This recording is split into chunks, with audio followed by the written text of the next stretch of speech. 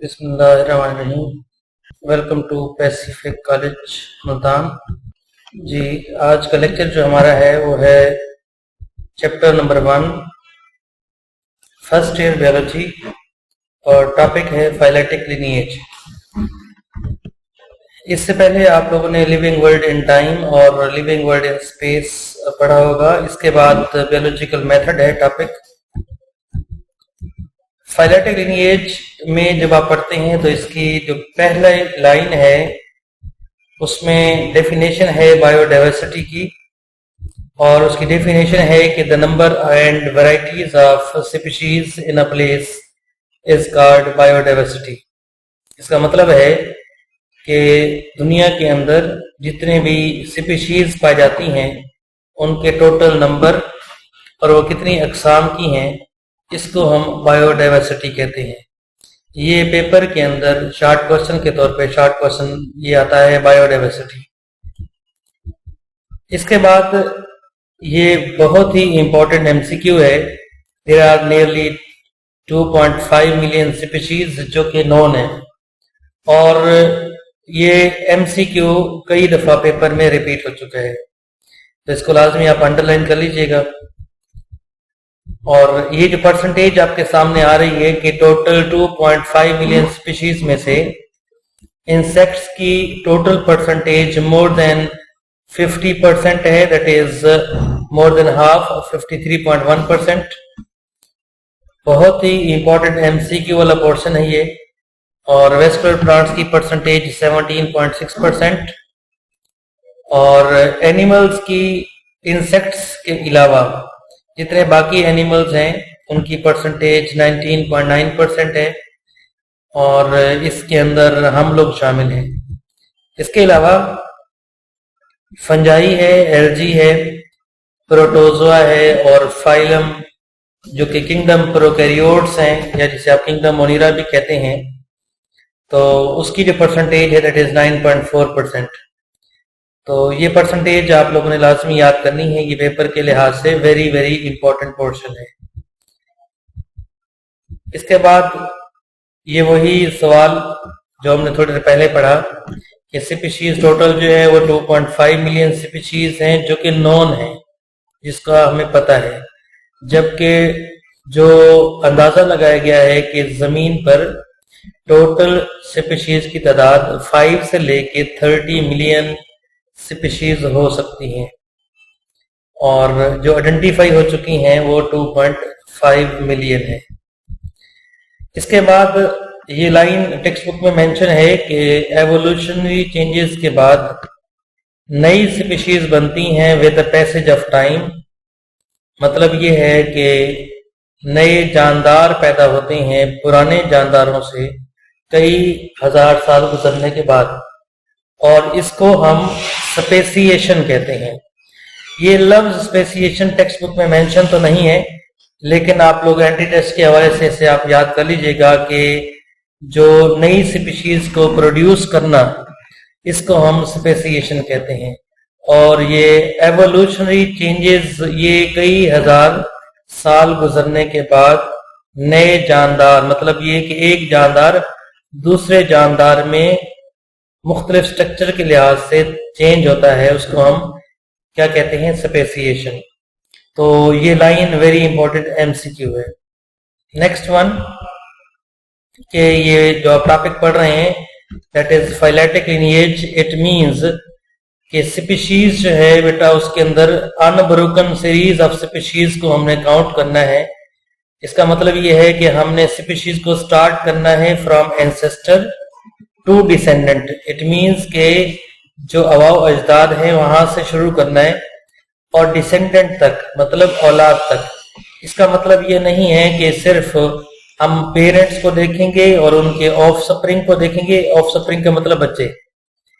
इसका मतलब ये है कि एंसेस्टर्स का ग्रुप है पूरा, और उसके बाद उसके अंदर जानदारों के मतलब उनके बच्चे, फिर उनके बच्चे, और एंड में जो डिसेंडेंट बनता है वहां तक हमें काउंट करना है। इसकी एग्जांपल मैं आपको बता देता हूं पहले, उसके बाद ये एग्जांपल दी हुई है। इसमें आप अगर देखें कि जो फिश है, फिश स्टार्ट में है और उसके बाद लास्ट में आप देखें इसमें मैमल्स दिया हुआ है। तो जो फिश है बेटा, इसके जो अबाव अजदाद, मतलब ये फिश जो है ये खुद एंसेस्टर है और इससे बनते हैं क्या, ये एम्फीबियंस बनते हैं। कब बने ये? With the passage of time. और ये टेक्स्ट बुक में जब हम चैप्टर नंबर 10 पढ़ेंगे उसके अंदर डिप्नोई फिश की तस्करा होगा कि डिप्नोई एक ऐसी फिश है जिस फिश के अंदर एवोल्यूशन ऑफ लंग्स हुए थे और उस फिश से एम्फीबियंस बने थे। मतलब एम्फीबियंस की एंसेस्टर डिप्नोई फिश है। उसके बाद एम्फीबियंस कई साल गुजरने के बाद वो रेप्टाइल्स में कन्वर्ट हो गए। मतलब इसे एवोल्यूशन कहते हैं कि एक जानदार की बॉडी में कई हजार साल गुजरने के बाद ऐसा चेंज आया है जिसकी वजह से वो रेप्टाइल में कन्वर्ट हो गए। फिर उसके बाद रेप्टाइल से फिर बेटा बर्ड्स बने हैं या मैमल्स या डायनासोर्स बने हैं। तो इसको हम क्या कहते हैं? इससे कहते हैं एवोल्यूशन कहते हैं। और ये जो सीरीज आपके सामने है, ये सीरीज क्या है कि फिश से स्टार्ट हुई है और मैमल्स तक है। तो ये आपने माइंड में रखना है। इसे कहते हैं from ancestor, like in this case जो आपके सामने है बेटा, ये जालस फिश, ये एंसेस्टर है और जो मैमल्स दिए हुए हैं ये डिसेंडेंट्स हैं। तो इसमें हमने किसी जानदार को स्किप नहीं करना, इसलिए ये लफ्ज है अनब्रोकन सीरीज ऑफ स्पीशीज। ठीक है जी, which are arranged in ancestor to descendant sequence. उसके बाद अगली जो लाइन लिखी है कि विद ईच लेटर स्पीशी, हर बाद में आने वाली स्पीशी कहां से आती है बेटा? वो पहले से मौजूद स्पीशी से बनती है। तो ये भी आपने ध्यान में रखना है कि जो पहले से मौजूद स्पीशी का मतलब जो हमने एग्जांपल पढ़ी, उस एग्जांपल में जो फिश है वो पहले से मौजूद है, उससे एम्फीबियंस बने हैं और एम्फीबियंस से बने हैं रेप्टाइल्स बने हैं और रेप्टाइल्स से बने हैं बर्ड्स और फिर बर्ड्स से बने हैं मैमल्स बने हैं। ठीक है जी, ये this represents the definition of phyletic lineage. इसका उर्दू मतलब वैसे होता है शजराए नसब या नस्ली नसब भी इसे कहते हैं। इसके एक और एग्जांपल आपके सामने है कि यहाँ पर ये जो प्रोकैरियोट्स हैं और prokaryotes which are related to kingdom Monera, इस प्रोकैरियोट्स जो है बेटा इससे क्या बने हैं? इन प्रोकैरियोट्स या बैक्टीरिया से बने हैं प्रोटिस्टा।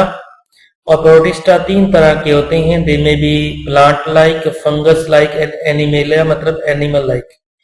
तो ये जो फाइलेटिक लिनिएज है ये that looks like a tree, ये आपने ज़हन में रखना है। इसका मतलब ये है कि ये जो सारे जानदार हैं, इन जानदारों का जो ओरिजिन है that is a common origin. इसके बाद एक टर्म है that is very important, that is monophyletic lineage. ये बेटा टर्म ये टेक्स्ट बुक में तो मेंशन नहीं है, लेकिन ये दिया हुआ यहाँ पर ये है, जो किताब के अंदर ये लाइन दी हुई है, it's definition of monophyletic lineage. इसका उर्दू मतलब ये है इस लाइन का कि जितने भी जानदार हैं, इन जानदारों का रिकॉर्ड अगर हमारे पास हो तो इन सब का जो ओरिजिन होगा that will be a common origin. तो ये आपने ज़हन में रखना है कि अगर सारे जानदारों का फॉसिल रिकॉर्ड हमारे पास अवेलेबल है तो सारे जानदारों का जो ओरिजिन होगा, मतलब वो जिस जानदार से बने होंगे वो कॉमन होगा। This concept is called as monophyletic lineage कहते हैं। उसके बाद this is very very important portion कि रिकॉर्ड एवोल्यूशन के कंसेप्ट के मुताबिक कि क्या वाकई सारे जानदारों का ओरिजिन कॉमन होता है। तो उसके लिए ज़हन में रखिएगा कि साइंसदान ये कहते हैं जो सॉफ्ट बॉडी ऑर्गेनिजम्स हैं लाइक अर्थवर्म है, वो सॉफ्ट बॉडी होता है, कैंचुआ इसे कहते हैं। तो अगर सॉफ्ट बॉडी का ज़ाहिर बात है रिकॉर्ड नहीं होता, फॉसिल्स उनके अवेलेबल नहीं होते क्योंकि वो मिट्टी में मिक्स हो जाते हैं। तो अगर सॉफ्ट बॉडी का रिकॉर्ड अगर हमारे पास होगा तो जाहिर बात है कि उनके फॉसिल्स होंगे। तो फॉसिल्स अगर सारा रिकॉर्ड सब जानदारों के फॉसिल का रिकॉर्ड हमारे पास मिल जाएगा, ये जो सॉफ्ट बॉडी का भी और बाकी जानदारों का भी, तो यहाँ कोई शक वाली बात नहीं है कि सारे जानदारों का जो ओरिजिन होगा that will be a common origin.